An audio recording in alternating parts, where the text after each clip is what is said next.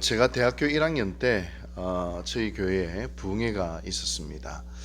그때 부흥 강사 목사님의 설교가 얼마나 은혜스러웠는지 마지막 시간에 이제 종이를 나눠주면서 결단을 하라라는 것이죠. 결단을 하라.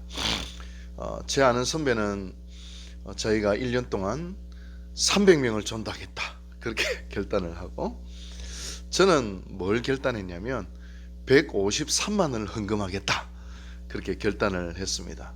베드로가 잡은 물고기가 153마리죠. 갑자기 153이라는 생각이 딱 떠올랐던 거예요. 근데 이 153만 원이 35년 전에는 어떤 가치였냐면, 당시 부산대학교 등록금이 40만 원이 안 됐습니다. 38만 원 이랬거든요.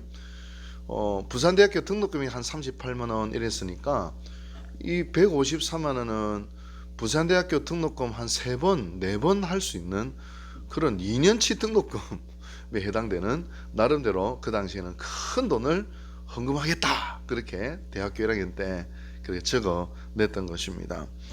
그 약속을 지키기 위해서 제가 대학교 1학년을 마치고 군대 입대하기 전까지 2달 동안 헌금한다고 노가다를 했습니다. 막노동을 해가지고 군대 입대하기 이틀 전까지 막 노가다를 하고, 그렇게 해서 헌금을 드리고 그렇게 군대에 입대한 기억이 있었습니다. 근데 이제 방학 때만 이렇게 군대 가기 전에만 막노동을 하니까 이 153만 원을 다 하지 못한 거예요. 한 70만, 한 80만 원 정도, 아마 한 절반 정도 그때 헌금을 하고 그렇게 군대에 갔습니다. 근데 끝내 나머지 한 80만 원 정도는 헌금을 못했습니다. 그리고 이제 목사가 되었죠. 근데 목사가 되었는데도 그게 늘 한켠에 걸리던 거예요. 절반을 못했는데, 이 절반을 못했는데 어떻게 하면 좋을까. 그래서 당시 제가 부목사 때 담임 목사로 섬기던 목사님께 제가 여쭤봤습니다. 목사님, 여차여차해서 제가 절반을 못했는데 현재 물가대로라면 약 한 400만 원을 해야 되고, 그 당시의 물가로 하라면 한 80만 원을 해야 되는데, 제가 400만 원을 하자니 당시 제 한 달 사례금이 한 130만 원 밖에 안 됐거든요. 도저히 감당이 안 되고, 그렇다고 해서 80만 원을 하자니 뭔가 좀 사기치는 것 같고, 이거 어떻게 해야 되겠습니까? 여쭤보니까 목사님이 아주 묘안을 내주셨어요. 153만 원 다시 한 번 더 해라 이렇게 이야기하시더라고요. 그래도 제가 여유가 안 되니까 153만 원을 계속 못하다가 5년 전에 제가 드디어 153만 원을 다 헌금을 했습니다. 근데 오늘 설교를 준비하다 보니 이 153만 원도 제대로 못한 거예요. 왜냐? 원래 맹세했던, 서약을 제 고향 부산진교회 해야 되는데, 그래서 제가 부산진교회 하기보다는 내가 목회하는 데 해야지 해가지고 제가 목회하는 데다가 딱 하고 나니까 이것도 아닌데 다시 해야 되겠다. 제 고향교회 다시 해야 되겠다, 그런 생각이 번뜩 든 겁니다. 다시 여유가 되면 내 고향교회에 153만 원 다시 해야지, 그런 마음을 가졌습니다. 이 작은 사건을 통하여 정말 맹세를 지킨다는 것이 정말 쉬운 일이 아니구나. 하나님 앞에서 맹세를 한다는 것은 정말 우리가 중요한 것이구나. 또 그 맹세를 지키는 것도 사람들은 끝까지 자의적으로 해석을 해서 내 편리할 대로, 내 좋을 대로 참 그렇게 맹세를 지키는구나 라는 것을 저의 작은 경험을 통해 느낄 수가 있었습니다.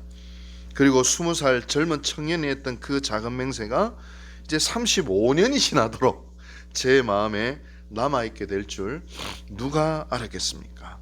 그만큼 하나님 앞에서의 맹세는 중하다라는 것입니다. 오늘 주님은 맹세에 대해서 말씀하십니다.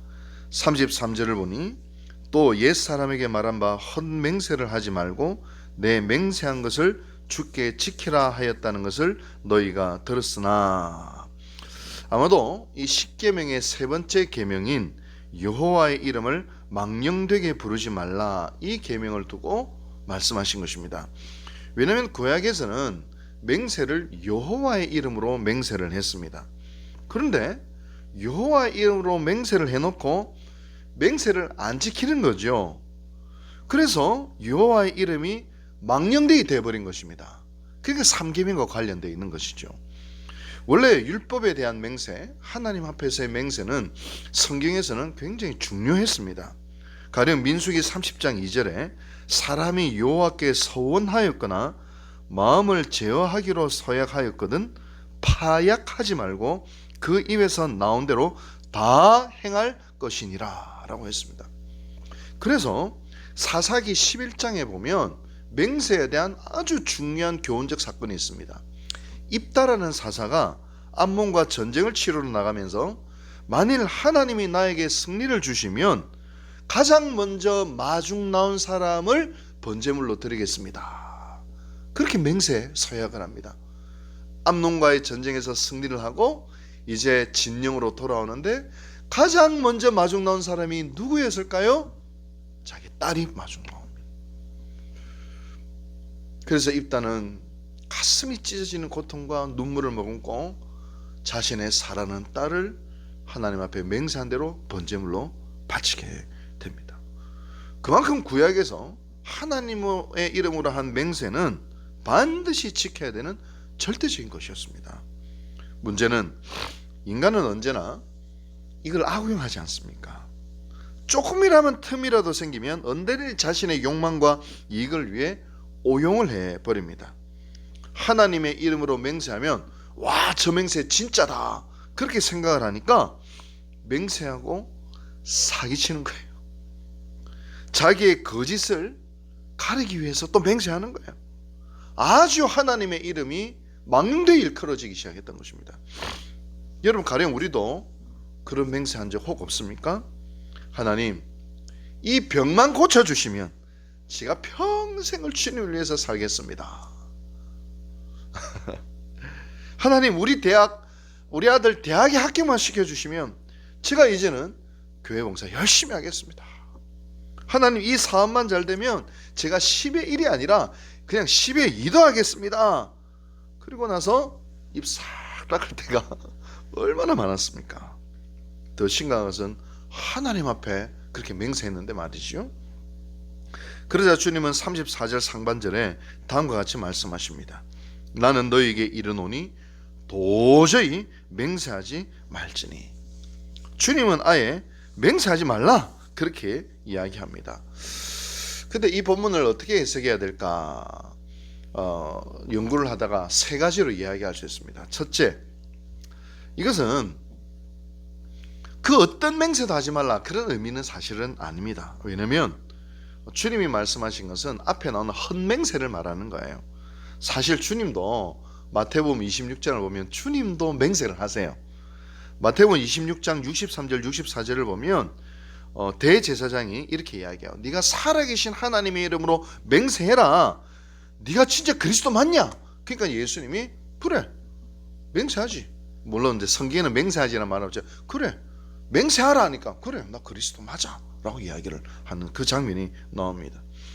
대제사장이 네가 그리스도라고 하나님께 맹세하라 하니까 주님이 그리스도이심을 드러내고 말씀하시는 장면이 나오는 거죠. 다시 말하면 하나님의 이름으로 우리 예수님도 맹세를 하십니다. 또 서신서에 보면 사도 바울도 맹세를 해요. 가령 갈라디아서 1장 20절을 보면 보라 내가 너희에게 쓰는 것은 하나님 앞에서 거짓말이 아니로다. 하나님 앞에서 내 맹세하는데 이 거짓말 아니야. 하나님의 이름으로 증언하기도 하고 막 그렇게 이야기를 합니다. 여러분, 우리도 그렇지 않습니까?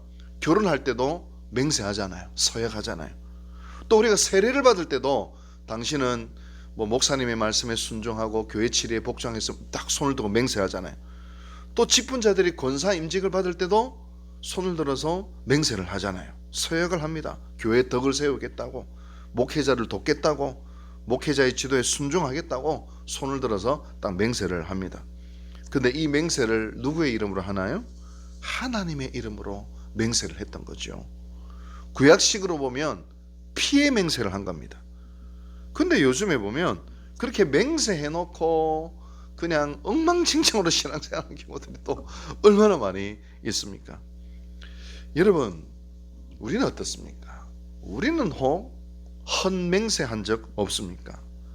나의 이익을 위해 또 나의 목적을 위해 헛맹세를 하고 이 맹세를 지키지 않은 적은 혹 없습니까?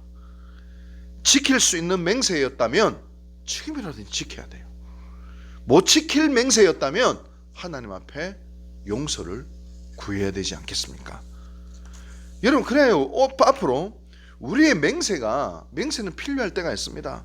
이게 우리를 올가매는 게 아니라 율법적으로 이게요 순작용을 할 수 있어요. 우리의 결단이 되고 헌신이 되고 비전이 될 수 있어요. 가령 저희 아내 같은 경우에는 일천 번제를 시작을 예전에 했더라고요. 이 일천 번제를 하겠습니다. 맹세잖아요. 그 딸을 위한 맹세. 일천번 한 번 기도할 때마다 한 번 기도하고 1,000원을 딱 넣어놓고 한 번 기도하고 또 1,000원을 넣어놓고 1,000번을 내가 딸을 위해 기도하고 그렇게 한 번 할 때마다 1,000원씩 모아서 헌금하겠습니다 해가지고 이전까지 한 300 몇십 번을 제 딸이 한 것 같아요. 우리 교회도 주정헌금이라는 게 있더라고요. 이 주정헌금이 뭡니까? 1년 동안 매주일마다 제가 10,000원씩 20,000원씩 5,000원씩 주님께 드리겠습니다. 이건요 구약의 상번제의 정신이에요. 하나님 앞에 나는 절대로 빈손으로 나아가지 않겠다. 여러분, 우리가 어른 집에 찾아갈 때도 빈손으로 찾아가는 법이 없지 않습니까? 예의가 아니지 않습니까? 어떻게 우리를 창조하시고 우리를 구원하신 하나님 앞에 나갈 때 내가 빈손으로 갈 수 있겠느냐? 딱 자기가 1년 전에 딱 하나님 앞에 서야 하고 그렇게 하나님 앞에 올려드리는 이 주정헌금이 우리 교회에 있다는 것을 알게 되었습니다. 일종의 맹세인 것이죠. 그렇게 하겠습니다. 여러분, 이것은 뭐예요? 내 신앙의 틀을 딱 정하고 내 신앙의 중심을 정하고 그래야 내 신앙의 어떤 헌신이 되고 비전이 되어지는 좋은 작용을 하는 맹세도 있다는 것입니다. 여러분, 저는 우리 안에 헛맹세가 아니라 하나님 앞에 이렇게 아름다운 맹세가 있기를 바랍니다. 그 맹세가 위선이나 거짓이나 자신의 의나 교만으로 점철된 헛맹세가 아니라 오히려 우리의 신앙을 발돋움시킬 수 있는 그런 거룩한 맹세가 될 수 있게 되기를 바랍니다. 그러면 왜 주님은 도무지 맹세하지 말라고 하셨을까요? 그것은 다음 시간에 우리 한번 살펴보도록 하시겠습니다. 기도하시겠습니다.